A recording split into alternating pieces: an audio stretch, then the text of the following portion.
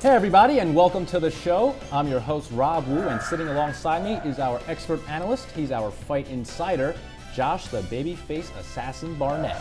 Well, it's great to be moving along with Pancrase here, and I think we're going to be introducing a lot of the second generation of Pancrase stars to you guys as you've been following along here, and some of the names that I'm a little familiar with from actually competing against them, like Yuki Kondo. All right, let's forget about those names for a second. Let's talk about your name. Now, your nickname is the Babyface Assassin. Right. Now, that was given to you, but if you could give yourself a nickname, what would it be? And give me something good. I don't want Mr. Awesome or something like that. How about Food Bulldozer? Food Bulldozer. Take that up with your manager. All right, in our first fight, we're going to see Katsuomi Kunioku versus Takafumi Ito. Now, Josh, Kunioku started his career out as a ring boy like a lot of other fighters, and the lives that these ring boys lead, not very easy. No, in fact, it's sort of, as Pancrase is a derivative from pro wrestling, a lot of the etiquette and the culture from pro wrestling is carried into Pancrase, and usually initiates will go through a tryout period. Certain folks will make it through. Once you've been brought in within the company, what you're going to have to do is work your way up by doing laundry, putting the ring together. You're going to be an attendant to one of the senior wrestlers for some time. But at the same time, those senior wrestlers usually will show you the tricks of the trade, maybe take you under their wing and sort of bring you up alongside.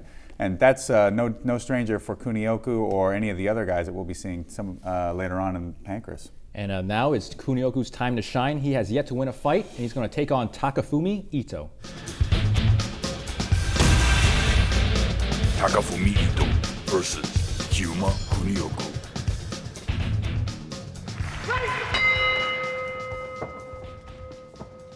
Ito and Kunioku both, I wouldn't call them exactly undersized, but Pancrase at this time was an open weight class federation, and basically you could be 160 pounds and fight somebody 260 pounds.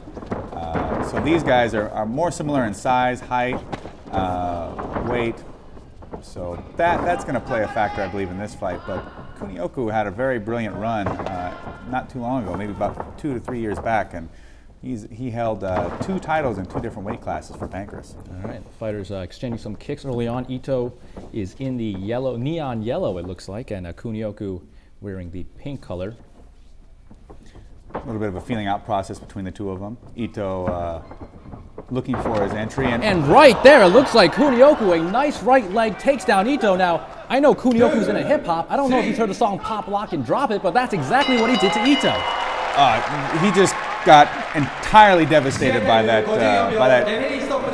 really well-timed low kick. I don't know if it was per chance, but I'd happen to think that Kunioku saw the signs that Ito was going to take a shot at that moment and just set it up perfectly, landed that kick flush right into the face of Ito, and that's a brutal way to go out. Ito not looking too well. The doctors have to keep his mouth open. I'm not really sure if he understands where he's at right now, and Kunioku, of course, very concerned, trying to check on Ito, as Kunioku is the winner early on in the first round. This fight didn't even last 2 minutes.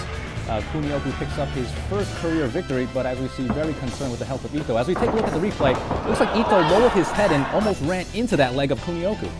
Looking to set up a double leg takedown, Kunioku reacts, times the kick as soon as Ito drops in for the level change and eats it flush in the face.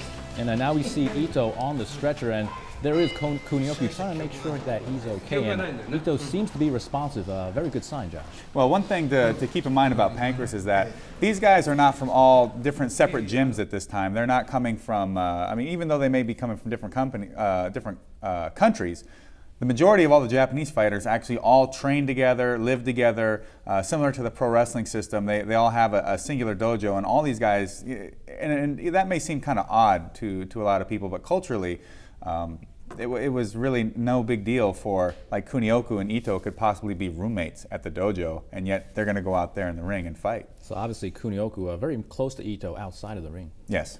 All right, in our next fight, we're going to see Osami Shibuya versus Yuki Kondo. Now, Josh, you're very familiar with Yuki Kondo. You actually beat him to become the king of Pancrase. Yeah, Yuki Kondo is a very dynamic fighter and one of the most prolific strikers within Pancrase. He is also somebody that is continued on to fight heavier than his weight class most of the time, even within the weight class systems that we have now. Instead of, say, fighting at 185 pounds, Kondo still took a majority of fights at heavyweight and even 205 pounds, being undersized.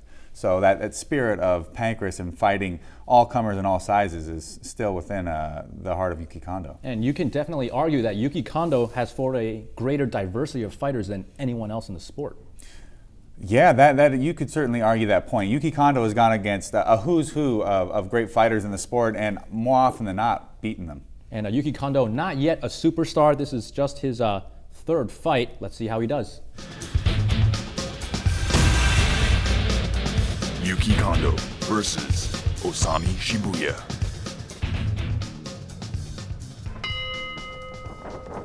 And right off the bat, this fight goes to the ground. Nice double leg takedown by Shibuya, well timed off of the advance of Kondo, now in the half guard, with Kondo clinching very tight off the bottom. And Josh, if this fight does stay on the mat, is there one fighter that you favor? Well, Kondo is a very well versed on the submission game, but I think that Shibuya is probably the stronger grappler of the two, maybe conserving his energy for a little later. And now, Kondo throwing some palm strikes, usually frowned upon, Josh, but I think he's been watching some Yoshiki Takahashi highlights. Well, like I was talking about earlier, these are some of these guys, like Shibuya and Kondo, are from the second generation of Pancrase fighters.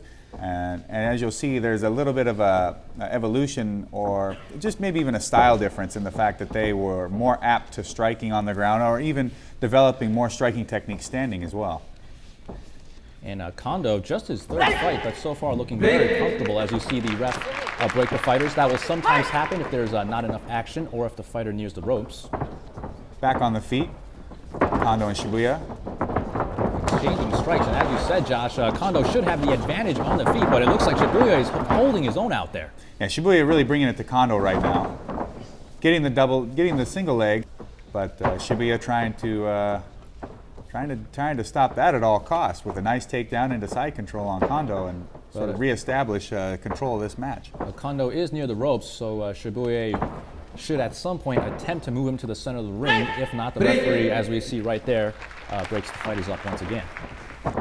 Like I said, Shibuya really right now is going to try and find the rhythm of this match. Again, going for the takedown, getting the single leg, Kondo fighting hard, sprawling, and taking the back. And once again, Kondo on the back of Shibuya, trying to work on that neck. Yeah, it's really critical for Shibuya to get control of the rhythm, the pacing of this match, so that he can dictate not only where the fight's at, but establish control and have somebody like Kondo reacting instead of being able to make the decisions and influence where Shibuya is going to go, just like he did when he did get that mount and he threw those shotes, causing Shibuya to roll over and setting him right up into that choke, which got him that rope escape early on. And as this fight continues to progress, time is ticking, and Shibuya, he knows he's losing. So as this fight gets later and later, does Shibuya start feeling the pressure to make the first move? He certainly has to, and looks like it's too late though. The round is over, and this will go to the judges, but it looks like Kondo should be the winner because Shibuya did lose the point on that first escape. Yeah, I agree with you there. And what it really seemed like a very evenly matched fight. However, at that critical moment, Kondo established that control from the mount, threw those strikes, and was able to cause Shibuya to react, and then he was able to take advantage of it. After that, Shibuya was never really able to come back and really essentially take control and get some revenge or cause a lost point or a knockdown on his behalf either. All right, and Josh, I was so impressed with your answer about the hot pink that we saw at one of the fighters wear. I wanted to ask you, you might have noticed my hair is a little different than some of the previous shows. What do you think about this? I'd say you could rock it just fine, but really it's not my opinion so much that matters as you should probably ask one of the lovely ladies around here. I'm looking out there. I'm seeing maybe I'll do that during this commercial break. And we are going to go to commercial, but when we come back, it's Jason DeLucia versus Yoshiki Takahashi.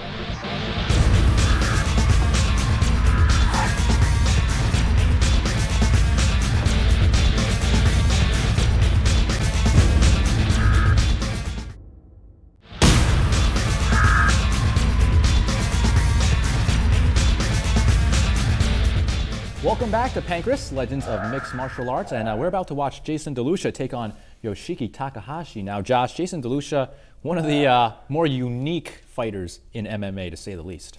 And it's really fitting for someone like DeLucia, where you've got the odd story of cursing one of his opponents with black sorcery, whatnot. And at the same time, DeLucia has a very unique style in the ring as well.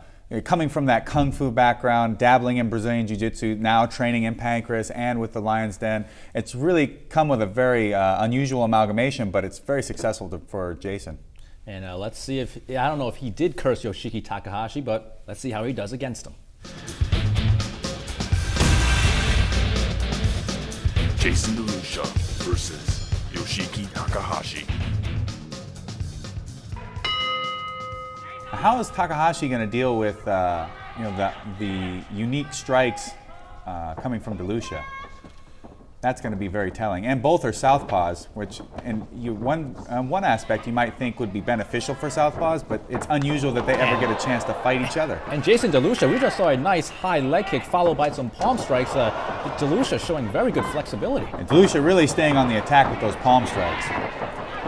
And the crowd appreciating it, starting to make some noise. And as you can see, you can actually see the crowd in this match of Pancrase. Early on, the lights were dimmed. You couldn't really see the crowd. They wanted you to focus more on the action in the ring.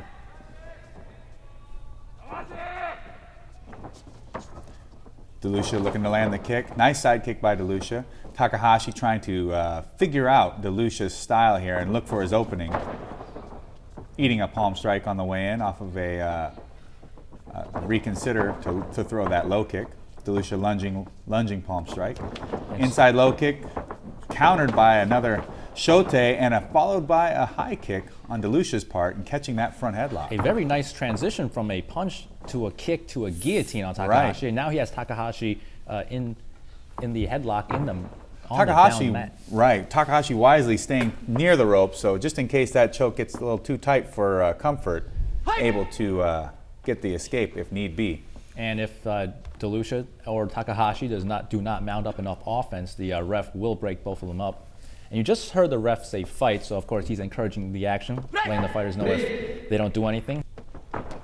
DeLucia, right, left, palm strike, backs Takahashi to a corner, and Takahashi goes down. Yeah, DeLucia seems to be reading Takahashi's initial strikes and has really been using the counter shotes against Takahashi to great success by getting this first knockdown. Takahashi does survive the 8 count, does get up, so this fight will continue. DeLucia continuing to be aggressive, leading off with a right high kick and following with the palm strikes.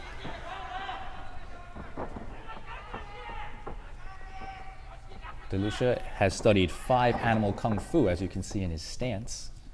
And I think he might have grazed over the groin of Takahashi. The referee's going to assess a yellow card. I don't know about this one, Josh. That looked like incidental contact. Just a little accident. I agree. And I don't know. I'm trying to figure out which animal hits the other animals in the nuts.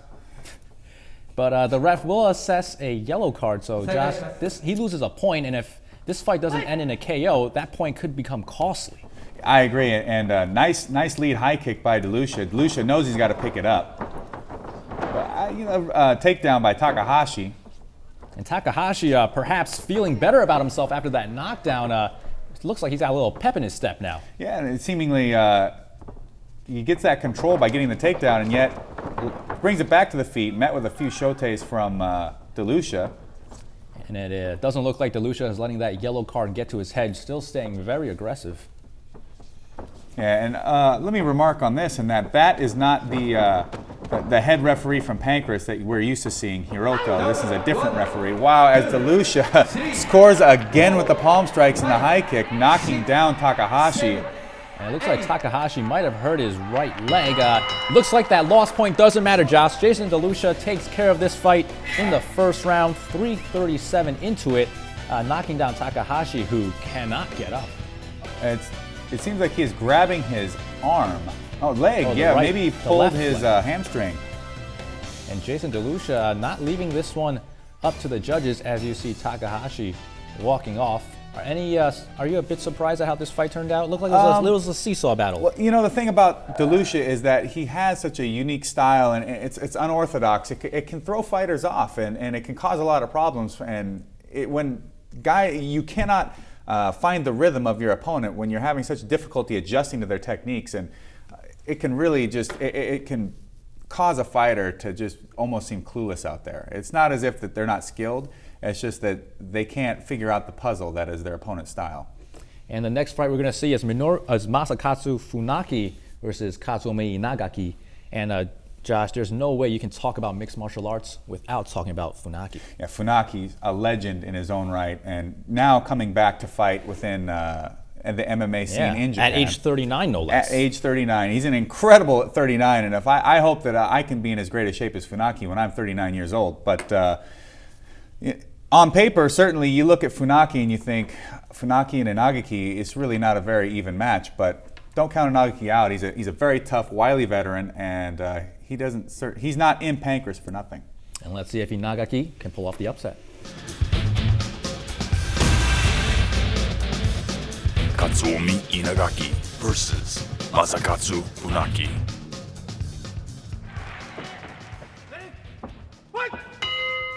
Now Inagaki knows he is the underdog. What does he have to do to pull off the upset, Josh?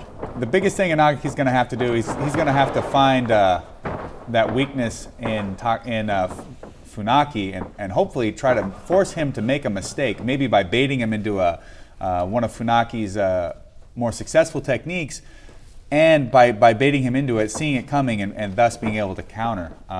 But also, he's just going to have to stay aggressive and keep the pace on Funaki and not let Funaki get off too much offense. And as we saw, Funaki came out swinging so wisely.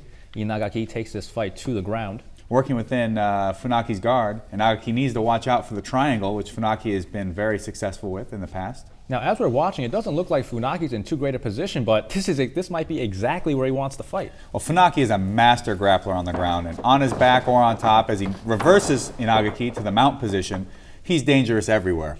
And now Funaki wisely moving Inagaki closer to the center of the ring, where Inagaki cannot reach the ropes for an escape. Exactly. Well timed by Funaki, and looking to maybe set up the arm or perhaps go into the knee bar. Exactly. Nice transition to the knee bar off the show tape. And this fight is over. A knee bar by Masakatsu Funaki. A great setup, though. He threw some of the strikes, forced Inagaki to put his hands up, and just for a moment he forgot about the legs. Funaki took advantage of that mistake. Lightning fast. Like I said, Funaki is a master on the ground, and techniques like that, you're going to have to. It's hard enough when you can see them coming, but when he sets it up and catches you unawares, that's what happens.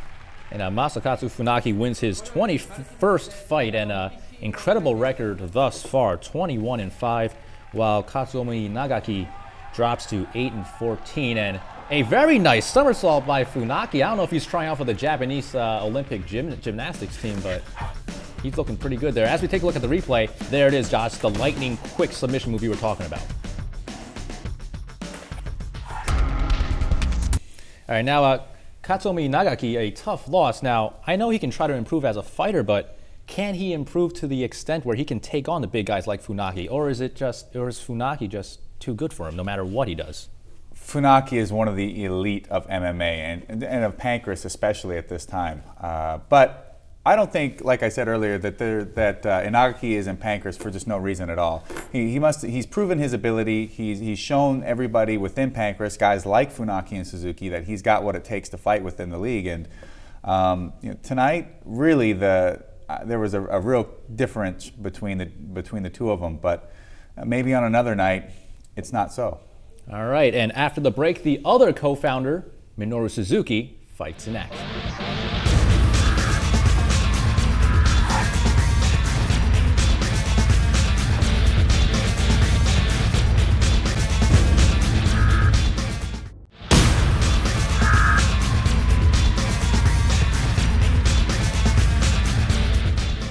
Now we're going to see Minoru Suzuki versus Takaku Fuke. Now, Josh, you know Fuke very well. He actually trained in your neck of the woods.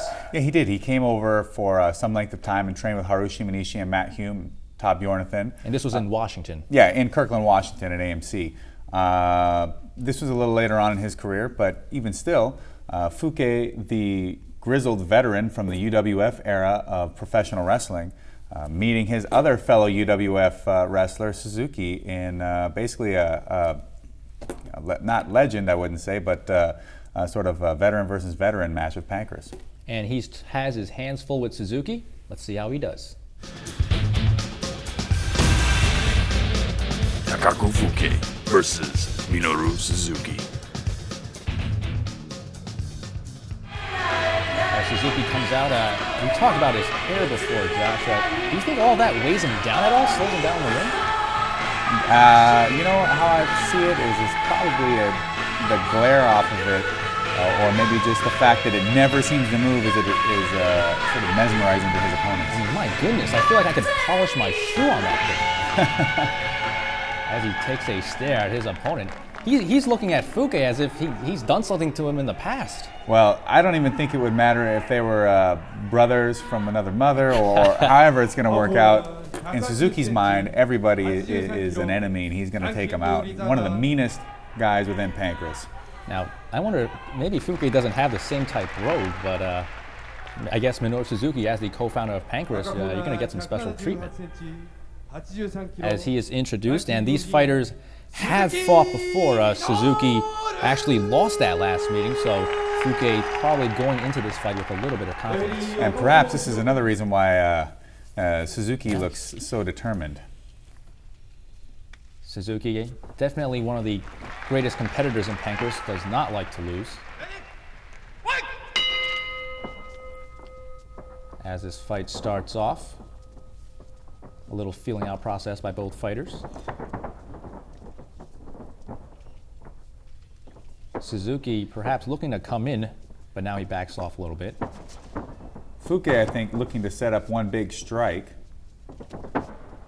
Suzuki, I would think, would want to take this match to the ground, where he would be able to work more of his leg lock techniques. I think Fuke is realizing that, Josh, and he's throwing those legs to try to make sure Suzuki keeps his distance. Well, like I said, he's throwing these little leg kicks which really aren't, they're not going to be too damaging. He's not putting a lot on them.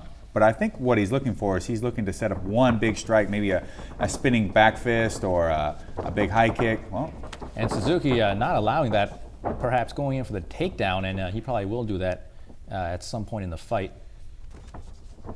Both men patiently feeling each other out. Suzuki in no rush, but comes in with a leg kick, then backs off again. That was a cut kick looking to have Fuke pick up his leg to block the kick and only to go underneath the blocking leg and kick out the support leg. But unsuccessful in that try as they clinch in the corner with Fuke having Suzuki against the ropes. Now jostling for position is Suzuki putting Fuke into the corner. And the fighters are going to have to get off the ropes at some point or the refs will break them up. Working an arm drag is Suzuki into a nice knee strike and a front headlock capture. Looking to put Fuke on the mat. And it looks like he is successful, and now Suzuki in the half guard position. And when this fight stays on the ground, Fuke's got to make sure to have his guard up. Yeah, Suzuki, one of the top grapplers in the sport of MMA, in my opinion. And as I've spoken before, one of Karl Gotch's favorite students. And to our viewers who might not know the name Karl Gotch, who exactly is he? Karl Gotch was responsible for a lot of the training of all these Japanese pro wrestlers in the arts of catch-can wrestling and submission. So his development within New Japan Pro Wrestling early on in the 70s as their coach helped create stars like Funaki and Suzuki, and even that would parlay down to guys like Ken Shamrock and myself through the chain of command, as those guys would teach other students and their students would teach students. And basically Karl Gotch is one of the biggest reasons why MMA is what it is today, and also why some of the skills that we employ are used as they are. Now both fighters back on their feet. Unfortunately, Karl Gotch recently did pass away in Tampa, Florida, and I did have the fortunate luck to meet and train a little bit with Karl Gotch. So Suzuki most recently actually competed in a pro wrestling match in Karl Gotch's honor. As you see Suzuki almost backing Fuke into a corner, still probably looking for that takedown, but so far Fuke doing a great job staying on his feet. Yeah, Fuke really sort of keeping Suzuki off him with some high various kicks. A nice jump guillotine. I'm not sure I've seen that before, Josh. Right into the front headlock is Suzuki. With his extensive amateur wrestling background, ought to be able to put this match on the mat as he switches to the other side, dragging Fuke into the center of the ring, continue to keep that front headlock position. And now Suzuki decides to change that position into the mount and now going for the side control. Why did Suzuki let go of that hold, Josh? Well, he felt that he would be more successful from side control or knee on belly like he's got right now now he's back into side control than he was from the mount position. It gives you a lot more options from side to attack the arms, the neck, and the legs. Whereas from mount, nice crook head scissor attempt, and blocked by Fuke into the arm lock is Suzuki. A very good decision by Suzuki. Now he looks like he is very close to that armbar, and he does get it. Fuke loses via the armbar, and Suzuki avenges the loss, and he's smiling. Of course, it's easy to smile when you've got the other guy's arm hyperextended. Yeah, and I think that there's sort of understanding between the two of them. It's more like a game. They've grown up together, fighting within the UWF, now transitioning and going to Fujiwara Gumi, transitioning to Pancrase. These guys are they're not only old friends and old competitors, but they've spent hours upon hours in the gym training together. They got to know each other as if they were blood by now. And like many of the other Pancrase fighters, these guys are friends, do hang out a lot outside of the ring as well. And Pancrase, one of the things I love about Pancrase, Josh, great sportsmanship. You see it all the time, no matter who wins or how they win. I agree. As both fighters exchanging handshakes, and I'm sure they'll meet again in the future. And let's hear from Minoru Suzuki. 初めてなんじゃないですか。本気で、いつも勝ちたいと思ってるんだけど、要するに今日だけは絶対逃したくないと思って俺に来たので、最後は僕が言ったんですよ。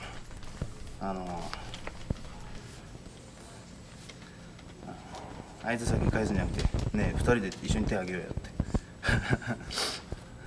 Now, Josh, Minoru Suzuki doesn't lose to many people, but he did lose to Fuke in the past, and now he's avenged that loss, has to be feeling really good about himself. Well, I think really more for Suzuki at this point, it's not even so much about avenging a loss to Fuke. More or less, it's creating that momentum, as he just recently did lose that King of Pancrase match to Boss Rutan, and I'm sure he's dying to get back into the contention for that belt, and once again have that belt around his waist. All right, we have to go to another quick break, but when we come back, a Shamrock brother fights, but which one?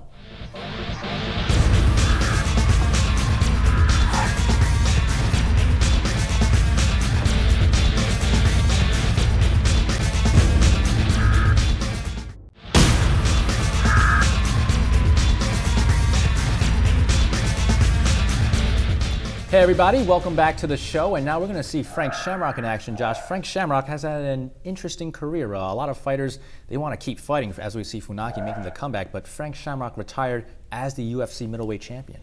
He did, and that was a very, I wouldn't say controversial, but a lot of us as fans and fighters were really surprised that Frank would take that kind of decision when it seemed like he was at his peak. But still, Frank has recently made a comeback. He's been fighting within Strikeforce and against a very tough competitor in Phil Baroni and getting the win there. And also was in the first ever event on Showtime for mixed martial arts in Elite XC. And now we're going to see him in Pancrase taking on Ryushi Nagasawa. Frank Shamrock versus Ryushi Inagisawa. And one of the questions about Frank Shamrock that some critics have, Josh, is that he needs to be motivated to fight. He might not always be on the top of his game. Do you see any motivational problems with Frank Shamrock? One thing that I've noticed about Frank within Pancrase, and even anytime Frank steps up to fight, he gets really psyched up for the match. This is one guy that fighting is never going to be a difficult situation for him. I would actually say that Frank thrives in the ring. And as you see his look, perhaps adopting the Minoru Suzuki hairdo. Hey, if you got it, flaunt it. Hey, and look at Shamrock pumping himself up, like you said, Josh, likes to get fired up. Suzuki, the taller and heavier opponent, hopefully looking to use his range against Shamrock. Shamrock looking to use his speed and athleticism. And Shamrock, a nice right leg kick. The crowd getting a little excited over that one. High kick by Shamrock, followed into a head tie-up. Big right slap from Shamrock. Inside low kick. Yanagisawa following with a high kick. And a vicious takedown by Shamrock. That was technically sound. Nice double leg by Shamrock. Sucks his legs up, brings him back into the center of the ring while inside his guard. Now looking to advance through, maybe look for a leg lock while inside in the guard, or pass all the way through and look for an arm.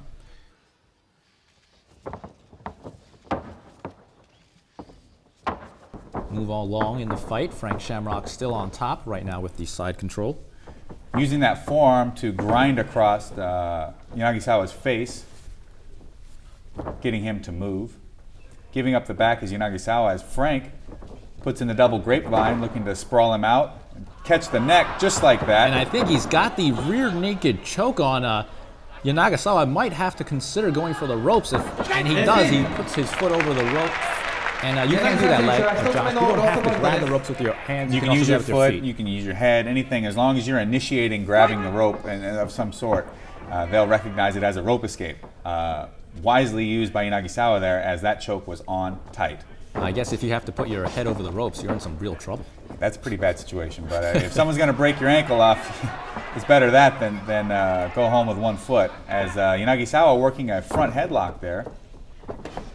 Nice knee to the body by Yanagisawa. I think Shamrock felt that one, as you see Shamrock backing up and now wisely taking Yanagisawa down on the mat where he can't throw any knees. Yanagisawa's got to be upset about not being able to capitalize on that knee, because I can see that really affected Shamrock. It probably hit him right in the sweet spot, and Shamrock right now is using this as an opportunity to regain his win.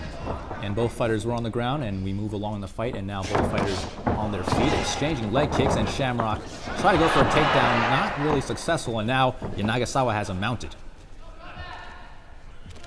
Yanagisawa, what I like to call an S-mount position, looking for the triangle from on top, catching Shamrock's head with his leg and trying to get that arm across, now sliding off, trapping the arm, hooking the head in the far arm.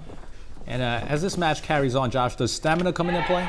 I think so, and things, other aspects like nice roll-up by Shamrock, looking to catch the armbar, reversing, getting back to the feet, landing a knee, and look at them strike. Both fighters exchanging strikes. Shamrock wants no part as he falls down. Yanagisawa gets right back on top, giving Shamrock no breathing time. Both of these two fighters have engaged very hotly on the feet with strikes, kicking, punching. And both fighters now on their feet after the referee break. They'll restart. Lead-off strike from Yanagisawa ends up with him getting taken down to his back by Shamrock. Shamrock again working inside the guard. We move along the fight. Shamrock on top, has Yanagisawa down on the mat. Well, if I'm Yanagisawa, I'm going to try and get back to my feet, because that's where he's found the most success. He hasn't scored that down yet that he needs, but that's the only place I can see that he's really been able to do much damage to Shamrock. As Shamrock here, attacking the arm and the neck inside Yanagisawa's guard. Now, Frank Shamrock has the lead with time running out. He doesn't really feel any pressure to press the action. Thinking, in fact, that was exactly what I was thinking right now, Rob, and that is that Shamrock's up 2-0. There can't be a whole lot left in this match. If anybody's got to be urgent, it's got to be Yanagisawa. But great minds think alike, Josh. But one thing to say is that Frank Shamrock is a finisher. He's not a kind of guy that likes to let anything go to decision. So I would be surprised if he was to just simply ride this fight out. And Yanagisawa has already used 2 escapes, so at this point, he has to be looking to land a big blow to KO Frank Shamrock. Right, and Frank's got to know that knee has got to be hurting Yanagisawa after applying that vicious toe hold to it. But Yanagisawa, leading with the knee, ends up back onto his back again and mounted, has been unable to score much damage in this fight, and with only 1 minute left, it's not looking very good for him. Now, I don't know if Yanagisawa's kicks are fast enough, Josh. Every time he throws it, Shamrock seems to be catching his leg and then taking him down. I agree. As Shamrock working the top wrist lock there from the mount position, the cross face, and maybe looking to set into a side choke. Now off the side control of Shamrock with the cross face there, dropping the elbow on the cheekbone, trying to get Yanagisawa to move from underneath him. The thing with the kicks on Yanagisawa is that it's really more about timing than it is about speed. If he was able to hit with the right timing, as Shamrock's coming in on that tackle, we might get the same effect that we had with Kunioku's. And right there, I think that was a ref break, not an escape, as Frank Shamrock not backing off, throwing Yanagisawa into the corner, and another takedown by Shamrock. He's been doing that all fight long.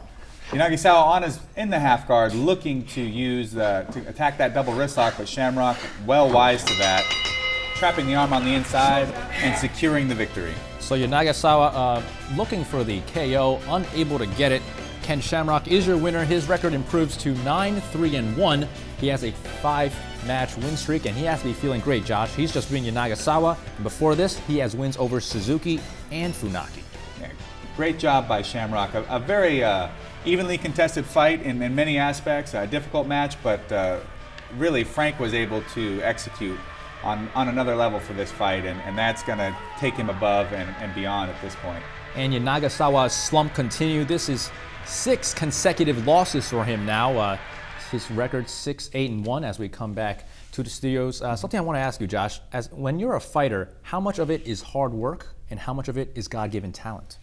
Well, I know for a fact that all of those guys were working very, very hard in the gym to develop their skills, but you can't deny that someone like Frank Shamrock has been blessed with a mind and an ability for mixed martial arts, and that's just something that you can't factor into the equation. Some people are just born with that mind that can digest the techniques and the skill sets of MMA, and it comes to them just as easily as swimming.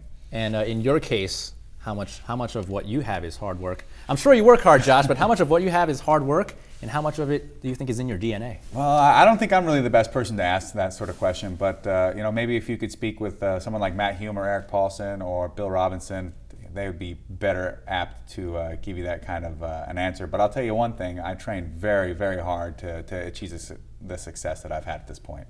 I believe that. All right, we're going to take a quick break, but when we come back, it's our main event, Guy Mezger versus Bas Rutten.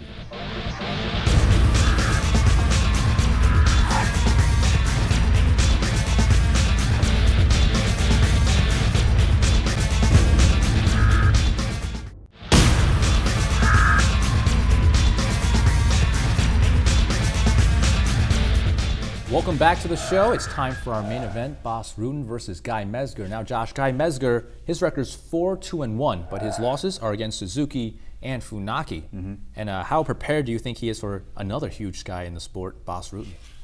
Guy Mezger is a top quality athlete and a very, very decorated mixed martial artist. And this matchup between Mezger and Rutten, both of them are familiar with the submission game, of course, but I think it's really their strengths lie in striking mainly. So it's going to be who's going to be able to initiate the striking and actually control the striking. I think that really tells the tale of this fight. All right, let's see how well Mezger does dealing with Rutten. Guy Mezger versus Bas Rutten. Bas Rutten coming into the ring. Like you said, Josh, before, he hasn't lost in a while. 7 straight wins. His last loss was in March of 1995. This fight taking place in March of 1996. So he's gone almost a year without losing. That's got to have a huge boost of confidence to someone like Bas. But at the same time, a challenge like that, when you're Guy Mezger, makes you think, hey, I want to be the one that takes this guy down. Bas does have 7 straight wins, but I'm not sure all 7 of those wins were against the guys of the caliber of a Guy Mezger.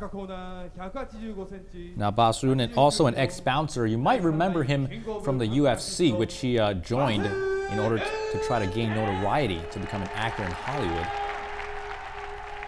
And actually gaining the UFC heavyweight title. In the process. And just another quick style question for you, Josh. Guy's ponytail, are you a fan of that? I am not a fan of the ponytail. Guy Mezger has long since retired the ponytail, but I can't say too much about it as my current trainer, Eric Paulson, was some vicious palm strikes from Bas Rutten there. Nice takedown by Mezger. My current trainer, Eric Paulson, also happened to rock the ponytail for quite some time, and it even was a detriment to him in a fight where a guy happened to have a death grip on Eric's hair while he's hitting him. Luckily, in Pancrase, no one's allowed to grab the hair. Otherwise, I think Mezger might have changed his his coif a long time ago. Now, we just saw the R's on Bas Rutten's hands. We've said this before in previous shows. Those R's mean relax. He wants to remind himself not to exasperate, use up all his energy too early in the fight. Right, grappling can be an incredibly tiring endeavor, especially if it's not something that you are used to. Like Bas comes from a striking background, so I would expect to hear that Bas says that grappling is more tiring for him than kickboxing, whereas a lot of grapplers usually will say just the opposite, that striking and working kickboxing on the feet is more tiring for them. Back on the feet is Mezger and Rutten. I think the edge in power certainly has to go to Rutten, but Mezger, known for having very interesting setups and nice straight right hand by Mezger. Backs up just for a second. But now Bas coming in, pushes Mezger towards the ropes as Mezger clinches. Big strikes from Bas. A nice big lead left hook. Did its damage, but Mezger getting the body lock and the takedown. Although, unfortunately... A little too close to the ropes. Yeah, Josh. he's not able to really utilize it. Now, earlier on in Bas's Pancrase career, taking him down to the mat was a smart idea, but he has improved his ground game immensely. Right, and he's incredibly strong, Bas Rutten, so even when he gets a hold of something, he's likely to break it off, even if he's not executing it entirely perfect at this moment. Nice takedown, nice body lock by Guy Mezger, lands him in the mount against Rutten. As we move along in the fight, Mezger still working the top position, had side control, but unfortunately ending too close to the ropes and getting put back up on their feet. both fighters in great physical shape, so if this fight does go the distance, they should have enough left to continue, especially Bas with those R in his hands telling him to relax. And Mezger has had some trouble in Pride keeping his wind up going throughout the fight, but right here at this pace, I believe Mezger has been doing fairly well at keeping the fight on the mat, so I expect him to have conserved some energy at this point. And Mezger throwing some of those trademark knees into the body of Bas Rutten. Getting his back taken, standing to roll into the knee bar against Bas Rutten. It could be a finish here. Nice setup by Mezger. Rutten showing that experience. And Rutten is near the ropes, so if he is in trouble, he can grab it and be deducted a point. Putting it behind the armpit is Mezger there. A very powerful position to attack the knee bar. Bas looking for the toe hold. This is a very high-level grappling exhibition right here, and it really shows their experience and their growth on the ground as Pancrase fighters. And Bas looks like he has that angle of Mezger. Mezger, he might be feeling this tomorrow morning too, Josh. Having to give up the knee bar was Mezger, and Bas going into the Achilles lock. Mezger defending, relaxing, staying calm, looking for an Achilles lock of his own. As both fighters are nearing the ropes again, and the referees do have a propensity to break up these fighters. And now Mezger gets out and the ref breaks it. The two will restart in the center of the ring. That's got to be a bit disappointing for Mezger to be so close to the submission and yet not being able to even get the rope escape. So positioning in the mat, definitely very important in Pancrase. Lead off with a few shote, palm strikes. Into the body lock is Mezger looking for the takedown again. And Bas not allowing that takedown, very near the ropes, but he does get taken down, has Mezger in the half guard. As we move along in the fight, now Bas Rutten is mounted. Great performance by Mezger so far. Bas has done a great job of landing some big strikes on the feet and avoiding the submission, but Mezger really proving his worth and proving his ability here against one of the most dominant fighters in Pancrase. Mezger throwing some strikes, backing Bas off. Bas not at 100% energy-wise. Looks like he's stumbling a little bit out there. Yeah, both of these guys have to be feeling the effects of a long, hard match. Knee landed by Bas, a follow-up by Mezger, and another rolling knee bar attack by Mezger. Getting position on the ankle, looking for the toe hold, I think, is Mezger. And Bas rolling around seems to be trying to get a hold of Mezger's leg as well. Look, locking up an Achilles lock is Bas. In good position right now is Bas Rutten on Mezger's ankle. And if you're Bas Rutten, now might not be the time to relax. Mezger in a vulnerable position. Inside reverse toe hold attack by Bas. Very dangerous on the knee. And Mezger's got to try to work his way out of this thing, Josh. Right, looking to do a modified heel hook, as at this point in Pancrace's history, with a rash of injuries from the heel hook, they have currently banned it. Nice inside toe hold by Bas Rutten, a reverse toe hold, very similar to the heel hook.